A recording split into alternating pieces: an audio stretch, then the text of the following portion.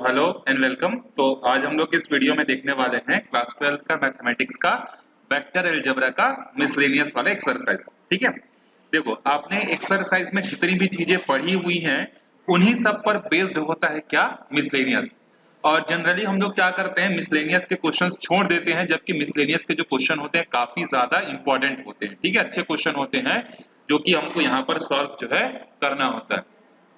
तो आप लोगों को भी क्या करना है, मिसलेनियस के क्वेश्चंस जो है आपको करने ही हैं। ठीक है, एक बार जब सिलेबस आपका कंप्लीट हो जाएगा उसके बाद हम लोग एक्स्ट्रा क्वेश्चंस जो है और भी रिवीजन जो है हम लोग ऑफलाइन जो है करेंगे। तो देखो स्टार्ट करते हैं हम लोग क्वेश्चन नंबर 3।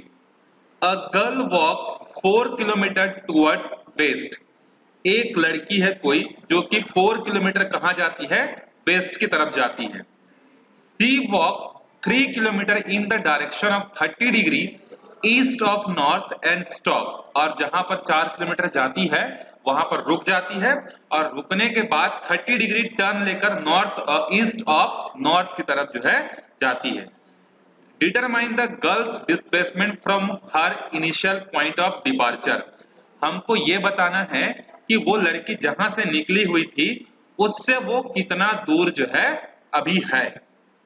तो देखो मान लो एक रफली डायग्राम अगर हम लोग प्रिपेयर करना चाहें तो रफली डायग्राम कैसा प्रिपेयर हो सकता है। तो ये हमारा ईस्ट है, ये हमारा वेस्ट है और ऊपर है हमारे पास नॉर्थ और नीचे है हमारे पास साउथ। तो क्वेश्चन में पहले बोला गया कि वो 4 किलोमीटर कहाँ जाती है, वेस्ट की तरफ जाती है। तो मान लो उसका स्टार्टिंग पोजीशन ये है। तो first point, second point, third point और फोर्थ किलोमीटर। तो 1 किलोमीटर, 2 किलोमीटर, 3 किलोमीटर, 4 किलोमीटर वो लड़की यहाँ पर पहुंच गई।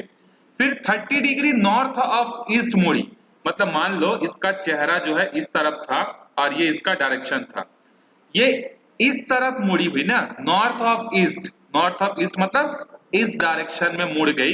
कितना एंगल मुड़ी हुई है, 30 डिग्री।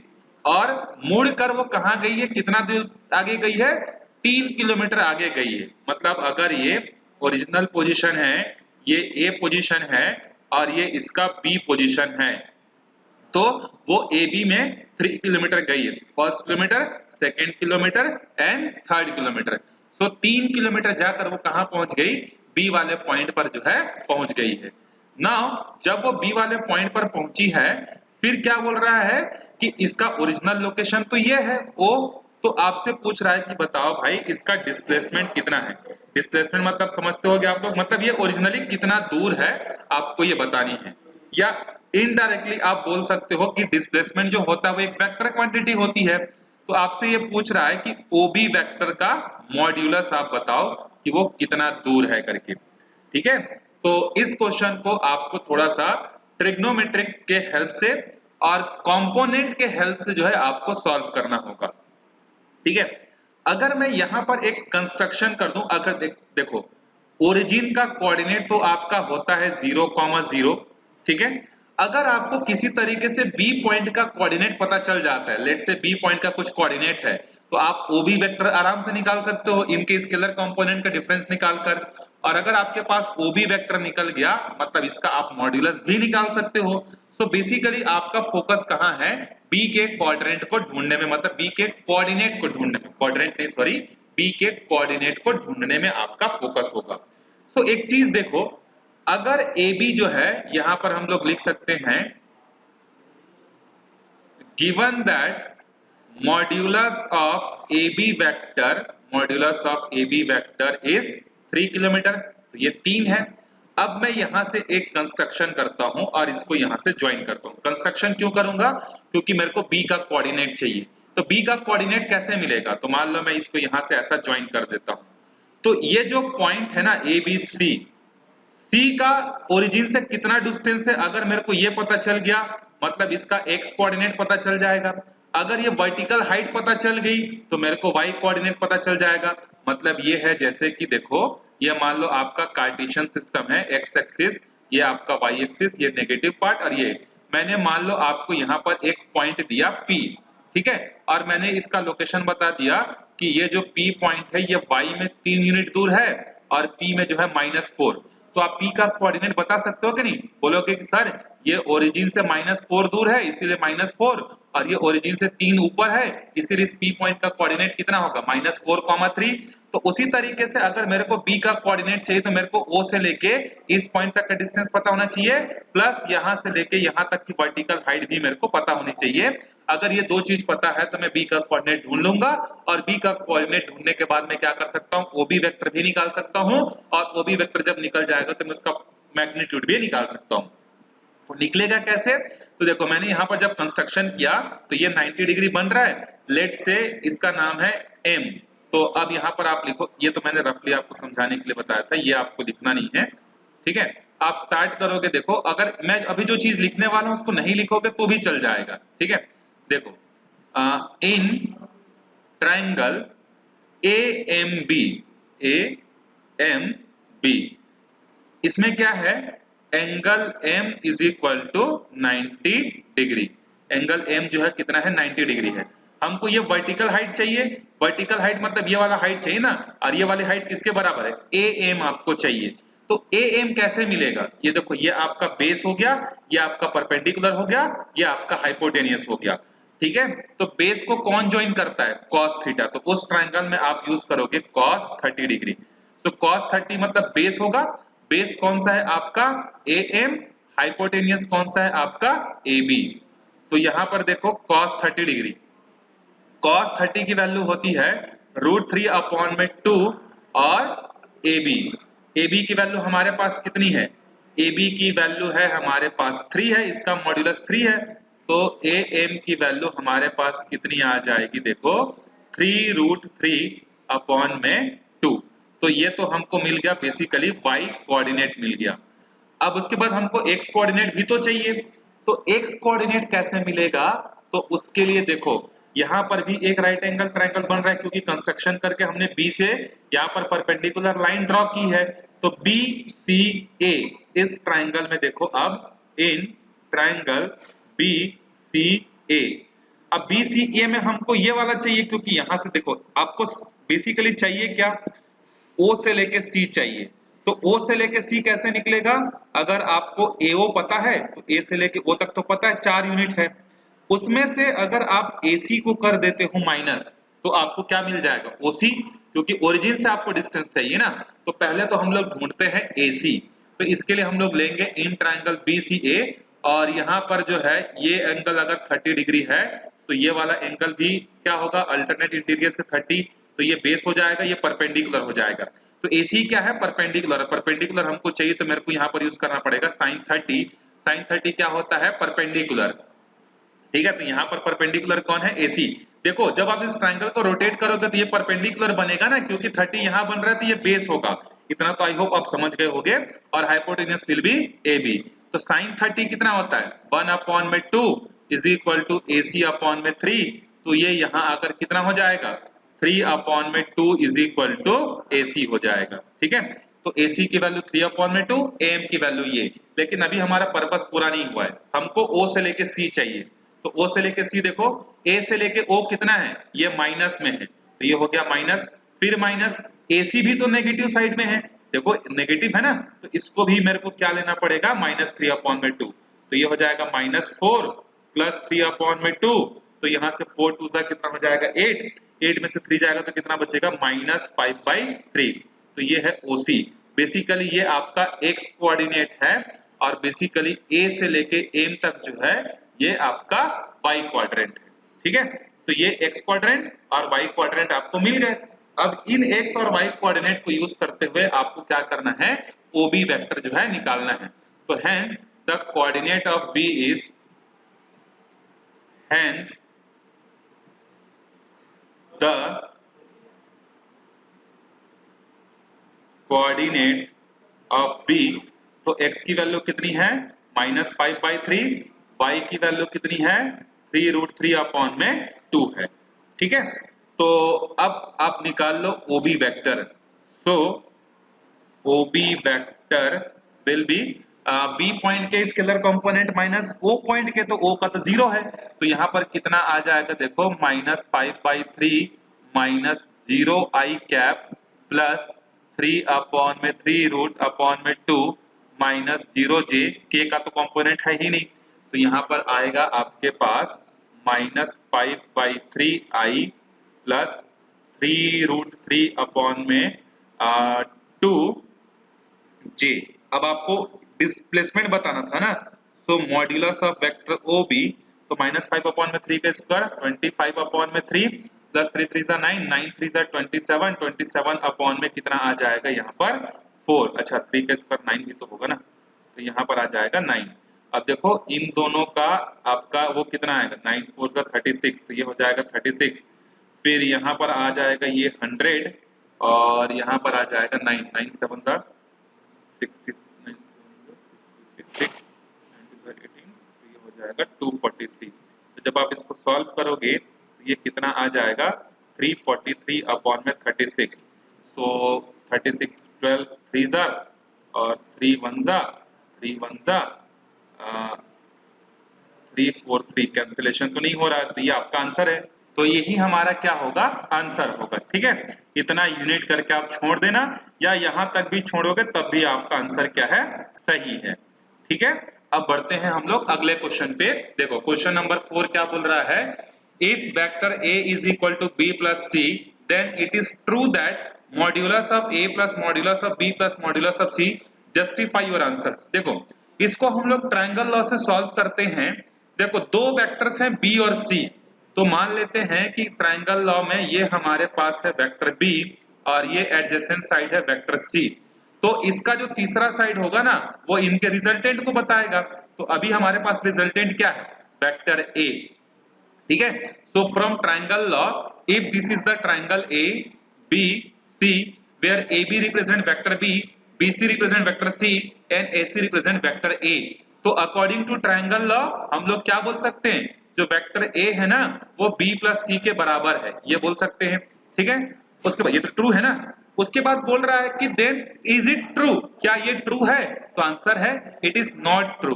क्यों, क्योंकि देखो आपको पता है कि किसी भी ट्रायंगल में दो साइड का जो समेशन होता है ना लेंथ का, वो हमेशा तीसरे साइड के बराबर होता है।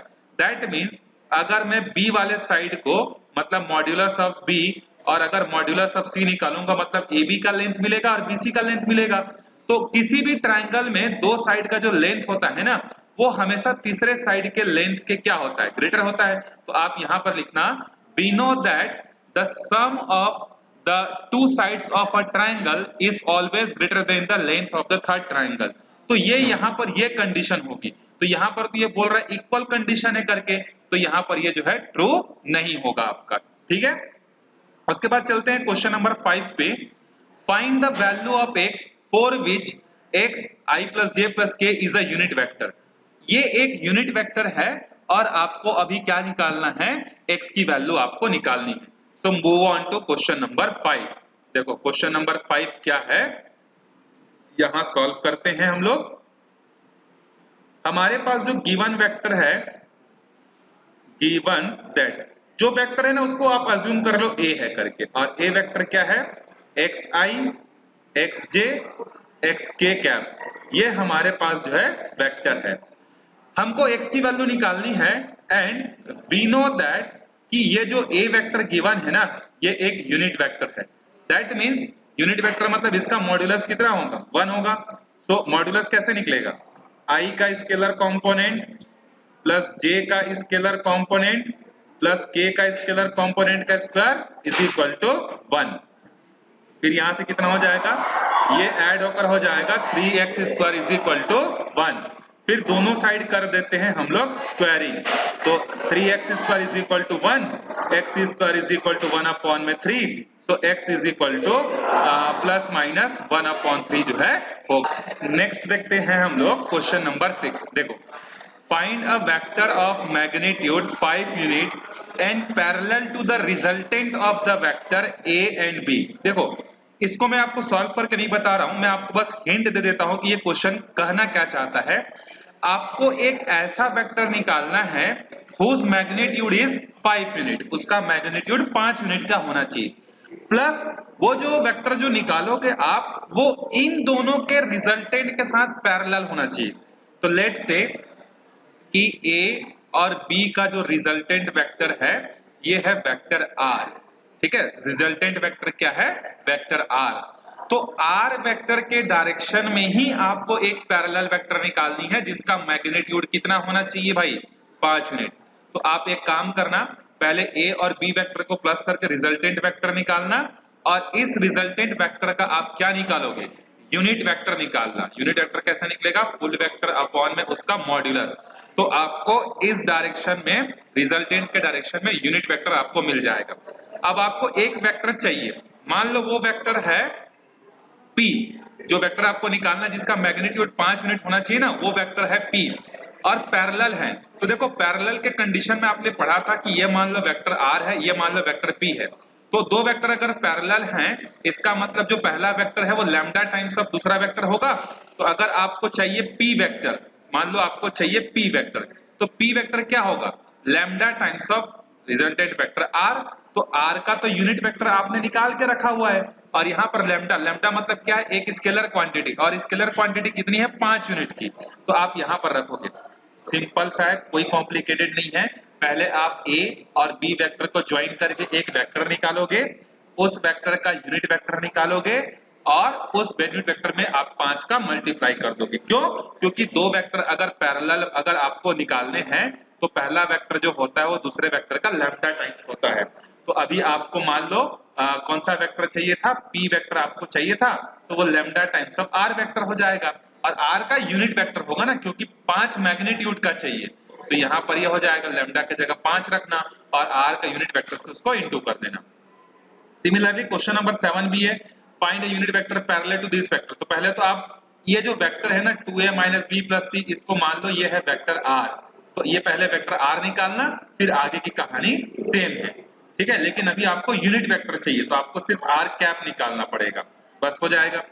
उसके बाद आगे देखो question number 8, so that the points a 1, -2, -8 b, ये अभी आपको पॉइंट्स गिवन है ना, a b करके c are collinear and find the ratio in which b divides ac। देखो यहाँ पर दो पार्ट में क्वेश्चन दिया हुआ है। पहला पार्ट आपको बोल रहा है कि आपको प्रूव करना है कि a b और c, ये जो तीनों पॉइंट्स गिवन है ना, ये तीनों पॉइंट्स कोलिनियर हैं, ये आपको प्रूव करना है। तो देखो कोलिनियर प्रूफ करने के आपके पास बहुत सारे तरीके हो सकते हैं कि जैसे आप इसमें कैसे प्रूफ करोगे। तो एक तरीका तो ये है कोलिनियर प्रूफ करने का कि अगर ये तीनों एक ही लाइन में हैं, कोलिनियर मतलब क्या होता है? एक ही लाइन पे होना, ए बी और सी। तो एक तो आप ये कर सकते हो, modulus of vector A B plus modulus of vector B C का जो समेशन है वो modulus of vector A C के बराबर जो है होना चाहिए, ये कर सकते हैं। या दूसरा तरीका ये है कि देखो एक पॉइंट ए है, एक पॉइंट बी है और एक पॉइंट सी है। तो ए बी वेक्टर और बी सी वेक्टर निकालोगे तो इन ए बी वेक्टर और बी सी वेक्टर में कॉमन पॉइंट क्या है? बी है। तब भी आप बोल सकते हो कोलिनियर है करके। ठीक है, तो इससे हो जाएगा। तो कोलिनियर वाले पार्ट को आप कंप्लीट कर लेना। उसके बाद जो अगला पार्ट है ना, find the ratio in which B divides A C. अब यहाँ पर जो B है वो AC को कैसे डिवाइड कर रहा है, कितना रेशियो में डिवाइड कर रहा है, ये हम लोग अभी देखते हैं। तो लेट से ये हमारे पास है क्वेश्चन नंबर 8, और ये है हमारे पास जैसे कि वेक्टर में आपको पता है ये है, मान लो A पॉइंट, ये ओरिजिन है। ठीक है, आपको पता है ना जब इंटरनली डिवाइड करता है एक्सटर्नली डिवाइड करता है, तो ये जो वेक्टर है इसका नाम होता है वेक्टर ए होता है। फिर एक पॉइंट यहाँ पर था, इसको ले लेते हैं सी पॉइंट, मान लेते हैं इसका वेक्टर जो है ये वेक्टर बी है, और ए और सी के बीच में यहाँ पर है एक पॉइंट बी, और इसको हम लोग क्या नाम से जानते थे? इसको हम लोग जानते थे वेक्टर आर के नाम से। और ये जो वेक्टर आर है इसका पोजीशन वेक्टर निकालने के लिए हमारे पास क्या फॉर्मूला होता था? अगर ये एम है और अगर ये एन है तो R इज इक्वल टू क्या होता था? m into vector B plus n into vector A upon में m प्लस n, ये हमारे पास था। तो अभी देखो a के जगह हम लोग अभी क्या लिखेंगे? OA vector. b के जगह भी क्या लिखेंगे? OC, क्योंकि क्वेश्चन में बोला है कि b पॉइंट जो है ना वो AC को डिवाइड कर रहा है, तो ये वाला पॉइंट जो होगा वो R होगा। तो कितना रेशियो में कर रहा है ये हमको चाहिए। तो A का पोजीशन वेक्टर क्या है? देखो क्या ए का पॉइंट्स क्या है 1 -2 और -8, तो 1, -2, -8। फिर इसके बाद सी जो है 11 3 7, यहाँ है 11 3 7, और फिर बी है हमारे पास 5 0 -2, 5 0 -2। अब देखो r का पोजीशन वेक्टर कैसे निकलेगा, तो 5 - 0 मतलब 5i, मैं डायरेक्टली लिख रहा हूँ ना, r वेक्टर मतलब ओबी वेक्टर रिप्रेजेंट कर रहा है यहाँ पर, इसको प्लस 0 हो जाएगा, उसको छोड़ देते हैं, -2k, तो ये वैल्यू हमको किसकी मिल गई, r की। m तो हमको चाहिए, m इंटू m रेशियो चाहिए। वेक्टर b कैसे निकलेगा, तो c के पोजीशन c के पॉइंट्स माइनस o के पॉइंट्स, तो ये हो जाएगा 11i plus 3j plus 7k, और n टाइम्स ऑफ a कैसे निकलेगा, तो देखो ये हो जाएगा i -2j -8k whole divided by m plus n। अब m प्लस n को यहाँ करते हैं इसके साथ इंटू, तो देखो यहाँ पर हमको क्या मिलेगा, m into 5i -2k plus n into 5i -2k is equal to, यहाँ पर देखो m वाला ये पूरा है और n वाला ये पूरा है, तो हम लोग i j k के फॉर्म में लिख लेते हैं इसको, वो हमारे लिए क्या रहेगा, ज्यादा बेटर जो है रहेगा। तो मैं एक काम करता हूं, इसको इनटू कर देता हूं और i j के फॉर्म में जो है करता हूं, तो यहाँ कितना मिलेगा हमको, देखो यहाँ मिलेगा 5m प्लस 5n और i, ठीक है, फिर माइनस यहाँ पर हमको मिलेगा 2m प्लस 2n और ये हो जाएगा k, ठीक है, इंटू कर रहे हैं ना इसका इसके साथ। फिर इसी तरीके से देखो यहाँ पर जब करेंगे तो यहाँ आएगा हमारे पास 11m plus n into i आएगा हमारे पास, फिर प्लस यहाँ आएगा 3m माइनस 2n और j आ जाएगा, फिर प्लस एक और आएगा हमारे पास 7m माइनस 8n करके जो है आएगा।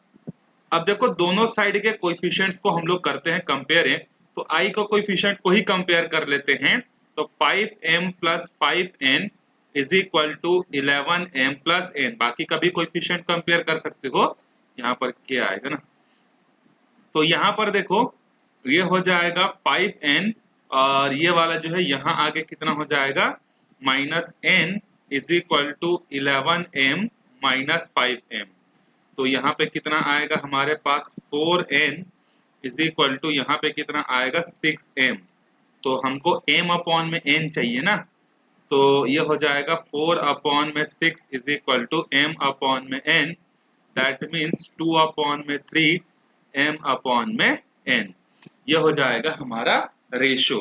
तो कितना रेशो में डिवाइड कर रहा है, आंसर है 2:3 रेशो में जो है डिवाइड कर रहा है, ठीक है। उसके बाद अगला क्वेश्चन क्या है, देखो question number 9, find the position vector of a point r which divides the line joining the points p and q whose position vector are 2a plus b 3a minus 3b externally in the ratio 1:2। देखो इससे पहले वाले question में पूछा था कितने ratio में divide कर रहा है, अभी पूछ रहा है कि वो रेशियो आपको दिया हुआ है और आपको r का पोजीशन वेक्टर निकालना है, और कैसे डिवाइड कर रहा है, ये एक्सटर्नली डिवाइड कर रहा है। तो देखो ये कैसे बनेगा, तो एक्सटर्नली डिवाइड करता है तो उसका डायग्राम, रफली डायग्राम कैसे बनता है, तो मान लेते हैं ये एक वेक्टर है, इसका नाम है वेक्टर a, और मान लेते हैं कि यहाँ पर ही हमारा एक दूसरा वेक्टर है वेक्टर b, और एक्सटर्नली डिवाइड करेगा तो वो कहाँ रहेगा, यहाँ कहीं पर रहेगा r, तो इसको करते हैं हम लोग ज्वाइन, ठीक है।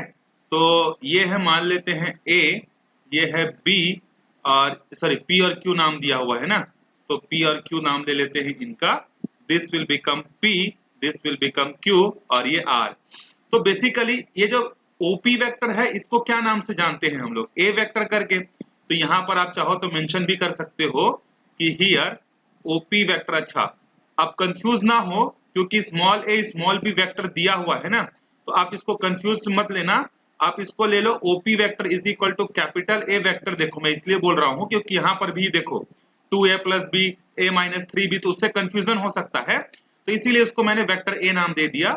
और ये जो OQ वेक्टर है, OQ वेक्टर को नाम देते हैं कैपिटल बी, और ये जो OR वेक्टर है, OR वेक्टर का नाम है कैपिटल R वेक्टर।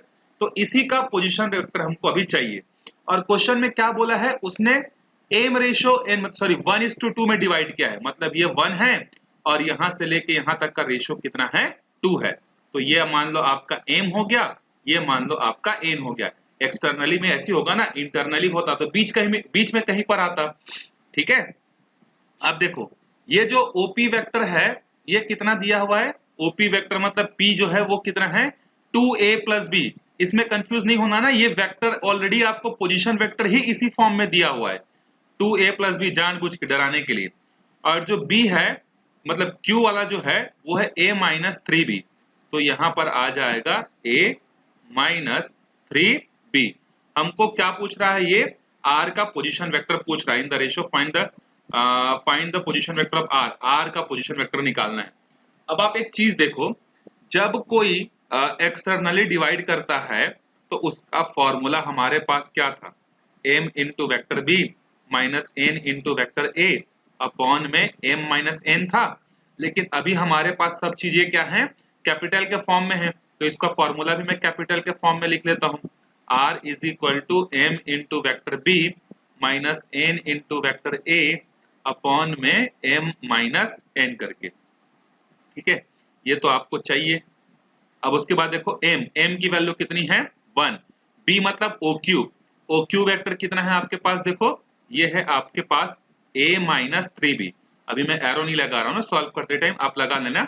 n की वैल्यू कितनी है 2, और उसके बाद हमारे पास a वेक्टर मतलब कितना है 2a प्लस b अपॉन में देखो m कितना है 1 माइनस 2 हो जाएगा ये। फिर अभी इसको अगर हम लोग सॉल्व करें तो ये मिलेगा हमको a minus 3b minus 2 2 4a minus 2b upon में माइनस 1।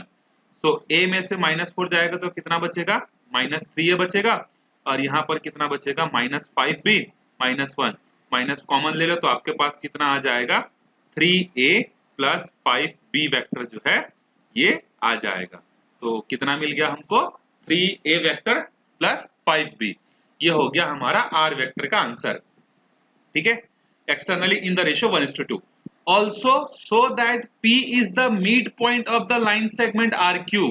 अब ये जो लाइन सेगमेंट एक और बन रहा है ना आपके पास R और Q, तो R और Q का जो मिड पॉइंट है वो कौन है, Q है, यही आपको प्रूफ करना है। देखो so that P is the mid point of the line segment RQ, R और Q। अब ये जो P मैंने ऊपर ड्रॉ किया हुआ है, तो ये बोल रहा है कि ये मतलब मैंने तो रफली ड्रॉ किया था ना, तो यहाँ पर ये बोल रहा है कि भाई ये जो P पॉइंट है ये यहाँ आएगा और ये जो Q पॉइंट है ये यहाँ आएगा। तो आप मतलब एक्चुअल में डायग्राम ऐसा बनता, लेकिन मैंने रफली आपको समझाने के लिए ऐसी डायग्राम बनाया हुआ था। तो P यहाँ लिख देना, Q यहाँ लिख देना। अब आपसे पूछ रहा है कि प्रूफ करो कि ये जो P है ना वो RQ वाले का क्या है मिड पॉइंट है करके, ठीक है। तो कैसे प्रूफ करोगे, तो देखो P का पोजीशन वेक्टर कितना है आपके पास 2a प्लस b। अब मिड पॉइंट के लिए फॉर्मूला क्या था, मिड पॉइंट के लिए फॉर्मूला था vector b plus vector a upon में 2। जनरल फॉर्मूला की बात कर रहा हूं ना मैं, मतलब अभी हमको क्या करना है OQ vector plus OR vector upon में 2 करना है और दिखा देना है कि ये इसके बराबर है। तो OQ वेक्टर कितना है आपके पास देखो a minus 3b, OR vector अभी आपके पास कितना निकल कर आया है देखो 3a plus 5b, 3a plus 5b upon में 2। तो 3a प्लस 1a कितना हो जाएगा 4a माइनस 3b प्लस ये कितना हो जाएगा 2b, 2 कॉमन निकाल के कैंसिल, तो इधर कितना बचा 2a प्लस b। तो देखो आ गया मिड पॉइंट है, तभी तो ये दोनों साइड बराबर आ गए ना, तो इससे ये भी प्रूफ हो जाता है हमारा। चलो अब आगे चलते हैं क्वेश्चन नंबर 10 पे।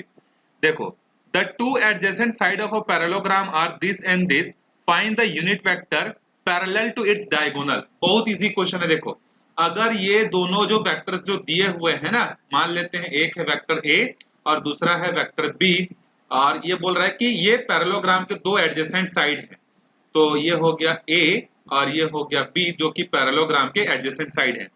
अब आपको क्या करना है, एक यूनिट वेक्टर फाइंड करना है जो कि डायगोनल के पैरेलल हो। तो इसका पैरेललोग्राम कैसे कंप्लीट होगा, इस तरीके से कुछ कंप्लीट होगा, ये इसका डायगोनल होगा। तो इसका डायगोनल कैसे निकलेगा, तो आपको पैरेललोग्राम लॉ मैंने पढ़ाया था कि पैरेललोग्राम लॉ में क्या होता है, दो एडजेसेंट साइड का अगर हमारे पास है तो उसका जो डायगोनल होता है वो उन दोनों का रिजल्टेंट होता है। और ये डायगोनल किसके बराबर होता है, रिजल्टेंट मतलब vector A plus vector B के। तो पहले तो आप इस वेक्टर को और इस वेक्टर को ज्वाइन करोगे तो आपको डायगोनल मिलेगा, मतलब रिजल्टेंट मिलेगा। फिर इसी का आप क्या निकाल देना, यूनिट वेक्टर निकाल देना, क्योंकि वो उसी के पैरेलल पूछ रहा है। तो उसी के पैरेलल पूछ रहा है मतलब सिंपल सा है कि आप आर का निकालोगे मतलब उसके पैरेलल वेक्टर्स का भी निकल जाएगा। उसके बाद बोल रहे हैं कि फाइंड इट्स एरिया। तो पैरेललोग्राम का एरिया तो आप पहले ही निकाल चुके हो, क्या होता है, modulus of A cross modulus of B होता है ना। तो वो तो आप बड़े आराम से निकाल सकते हो, बड़े प्यार से सॉल्व कर सकते हो। तो इस क्वेश्चन को मैं नहीं करा रहा हूं, आप इसको जो है खुद से जो है सेल्फ जो है करना। नाउ इसके बाद आगे चलते हैं हम लोग, देखो क्वेश्चन नंबर 11 पे। तो क्वेश्चन नंबर 11 क्या बोल रहा है, देखो, so that the direction cosine of a vector equally incline to the axes O X O Y O Z are 1/√3 1/√3 और 1/√3। कहने का तात्पर्य ये है कि ये एक्स एक्सिस है, ये वाई एक्सिस है, ये जेड एक्सिस है। कोई एक वेक्टर है, ये भाई मान लो ये O है और ये P है। मान लो पॉजिटिव एक्स एक्सिस के साथ अल्फा बना है, पॉजिटिव वाई के साथ बीटा बना है, पॉजिटिव इसके साथ गामा बना है। तो अकॉर्डिंग टू क्वेश्चन ये वेक्टर तीनों एक्सिस के साथ इक्वली इंक्लाइंड है, मतलब alpha is equal to beta is equal to gamma, ये आपको दिया है। तो आपको ये प्रूफ करना है कि इसके डायरेक्शनल कोसाइन जो है वो 1/√3 1/√3 और 1/√3 है। तो डायरेक्शनल कोसाइन होता क्या है, बेसिकली जो एंगल बन रहा है उसका कॉस अल्फा, उसका कॉस बीटा और उसका कॉस गामा। अब देखो कॉस अल्फा का एक और नाम होता है एल, एक और नाम होता है एम और एक और नाम होता है एन। और इन तीनों में एक रिलेशन होता है, और वो रिलेशन क्या होता है कि cos square alpha plus cos square beta plus cos square gamma जो होता है ना, ये तीनों की वैल्यू कितनी होती है, समेशन 1 होती है। तो यहाँ पर देखो अल्फा बीटा गामा सब सेम है, तो सबको मैं अल्फा अल्फा लिख लेता हूँ, cos square alpha cos square alpha cos square alpha is equal to 1। तो कितना आ गया, 3 cos square alpha is equal to 1। तो यहाँ से कॉस स्क्वायर अल्फा 1/3 आएगा और कॉस अल्फा कितना आएगा, 1/√3। तो अल्फा किसके बराबर है, बीटा के, मतलब कॉस बीटा भी यही होगा, कॉस गामा भी यही होगा। हो गया प्रूफ, ठीक है, कोई ज्यादा डिफिकल्ट नहीं है, चीजों को थोड़ा सा आप ध्यान से समझना। चलो उसके बाद चलते हैं क्वेश्चन नंबर 12 पे। ना क्वेश्चन नंबर 12 क्या बोल रहा है, देखो, late a is equal to this, b is equal to this and c is equal to this. Find a vector d which is perpendicular to both a and d and c into d is equal to 15। मतलब dot product दिया हुआ है। अब आपको इस question को थोड़ा सा पेशेंसली अच्छे से सॉल्व करना होगा। आपको वो बोल रहा है कि आप एक वेक्टर d ऐसा निकालो जो कि दोनों वेक्टर के साथ कैसा होना चाहिए, दो वेक्टर कौन कौन से, ए और बी के साथ परपेंडिकुलर होना चाहिए, ठीक है।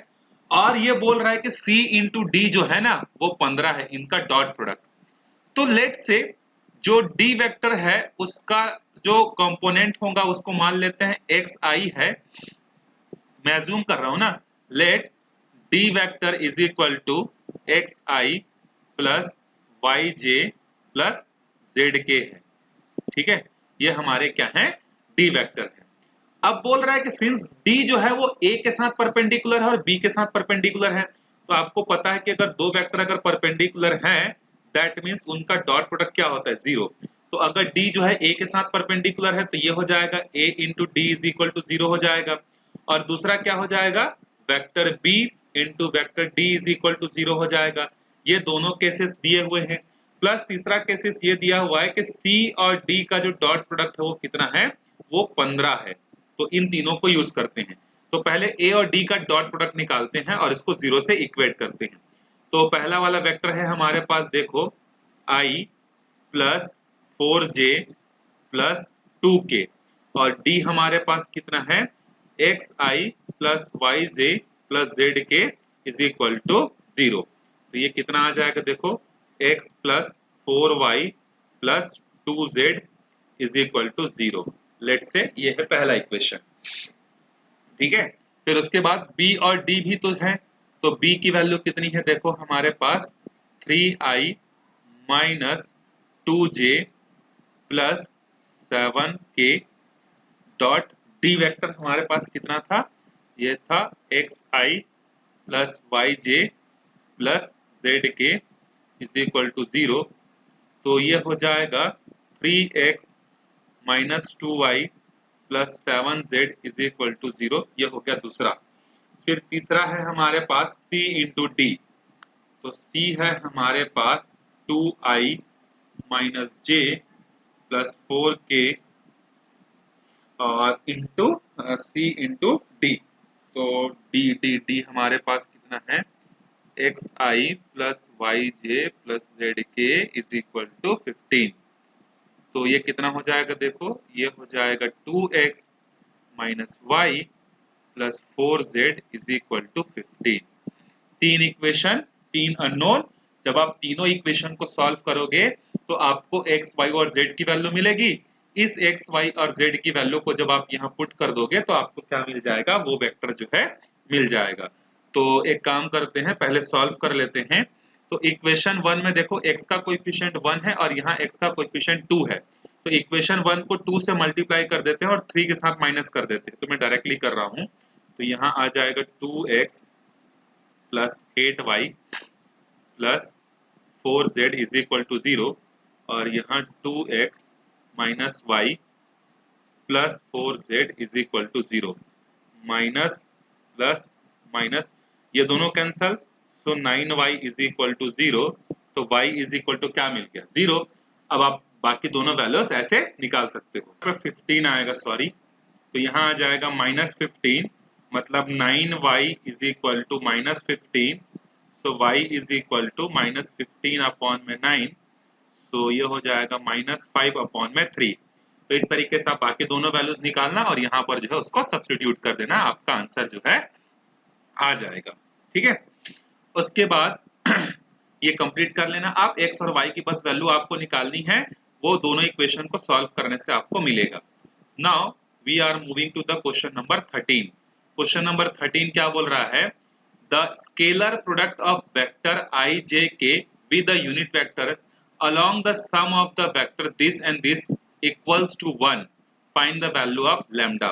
देखो ध्यान से समझना, ये एक वेक्टर है, इस वेक्टर का ना डॉट प्रोडक्ट किसके साथ, इन दोनों वेक्टर के सम के यूनिट वेक्टर के साथ।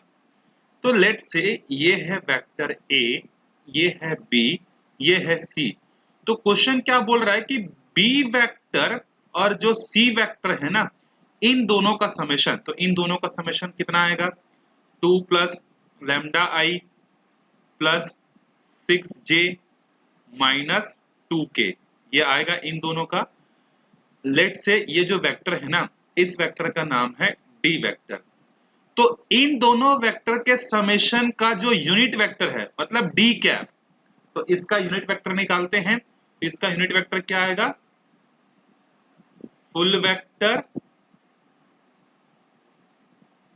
अपॉन में इसका मॉड्यूलस। तो मॉड्यूलस तो आप निकाल सकते हो, कैसे निकलेगा देखो, 2 प्लस लैम्डा का स्क्वायर प्लस 6 का स्क्वायर 36, 2 का स्क्वायर 4। तो इसका अब ये जो यूनिट वेक्टर आया ना, इसका डॉट प्रोडक्ट किसके साथ, ए के साथ, वो है 1। That means A vector dot D cap is equal to 1। ये डी है ना, D cap unit vector. So यहां आएगा आई प्लस जे प्लस के और यहां पर आएगा देखो 2 plus lambda i plus 6j minus 2k upon में, जब आप इसको सॉल्व करोगे तो 2 का स्क्वायर 4, लैम्डा स्क्वायर आएगा प्लस 2 2 4 लैम्डा, 2 का स्क्वायर 4, तो ये हो जाएगा प्लस 44। ठीक है, डायरेक्टली कर रहा हूँ। अब इसका जो डॉट प्रोडक्ट है दिस इज इक्वल्स टू 1। तो यहाँ पर कितना आएगा हमारे पास, 2 प्लस लैम्डा प्लस 6 -2 अपॉन में स्क्वायर रूट के अंदर में lambda square 4 lambda plus 44 is equal to 1 +2 -2 cancel. तो अब देखो क्रॉस मल्टीप्लाई करते हैं तो इधर आएगा लैम्डा प्लस 6 और ये यहाँ जाकर हो जाएगा स्क्वायर रूट के अंदर में lambda square plus 4 lambda plus 44। अब चाहो तो दोनों साइड क्या कर सकते हो, अब स्क्वायरिंग बोथ साइड जब करेंगे तो a प्लस बी का होल स्क्वायर मतलब lambda square plus 36 plus 12 lambda is equal to lambda square plus 4 lambda plus 44। Lambda square से लैम्डा स्क्वायर गया, फिर यहाँ पर 36 यहाँ जाके माइनस हो जाएगा, 4 इधर आके माइनस होगा तो ये आएगा 8 लैम्डा और 36 यहाँ जाके माइनस होगा तो ये आएगा 8। तो लैम्डा की वैल्यू हमारे पास कितनी आ जाएगी, 1 आ जाएगी। ठीक है,